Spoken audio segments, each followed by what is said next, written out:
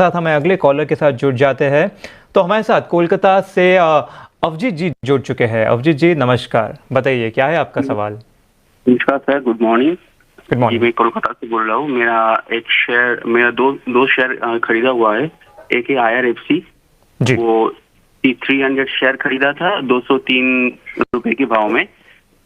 ठीक। और एक है मेरा NHPC, जो मैंने 350 खरीदा था 111 के रुपए में। और एक था मेरा वो इंजीनियर इंडिया, जी ये मैंने 200 खरीदा था 218 रुपए के भाव में।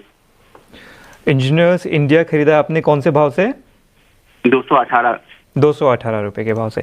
ठीक है, कुणाल जी आपके पास आना चाहूँगा। सबसे पहले आपका नज़रिया क्या है, आप थोड़ा लॉन्ग टर्म होल्ड करना चाहते हैं या शॉर्ट टर्म के लिए देख रहे हैं? अवजीत जी आपसे पूछ रहा हूँ। हाँ सर, मैं सर लॉन्ग टर्म नहीं सर, मैं सर लॉन्ग टर्म में नहीं करना चाहता हूँ। मैं मीडियम टाइम में करना चाहता हूँ मैं।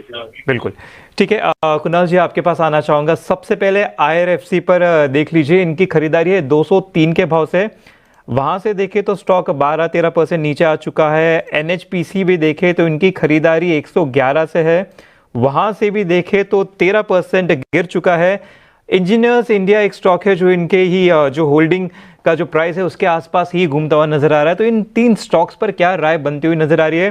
साथ ही साथ खासकर IRFC और NHPC पे एक स्टॉप लॉस भी बता दें, क्योंकि ऑलरेडी यहाँ पर लॉस होता हुआ नजर आ रहा है।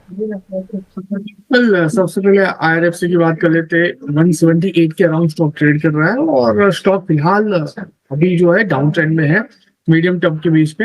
मेरा मानना है कि यहाँ पे आप 170 का एक एसएल मेंटेन करके देखिए। 170 क्लोजिंग बेसिस पे अगर ये ब्रेक हो जाता है तो यहाँ से बेहतर है आप एग्जिट कर लीजिए, क्योंकि ये ब्रेक होता है तो उसके पीछे ये 143 तक भी हमें गिरावट दिखा सकता है। तो 170 के एसएल के साथ आप यहाँ पे होल्ड करके चलिए।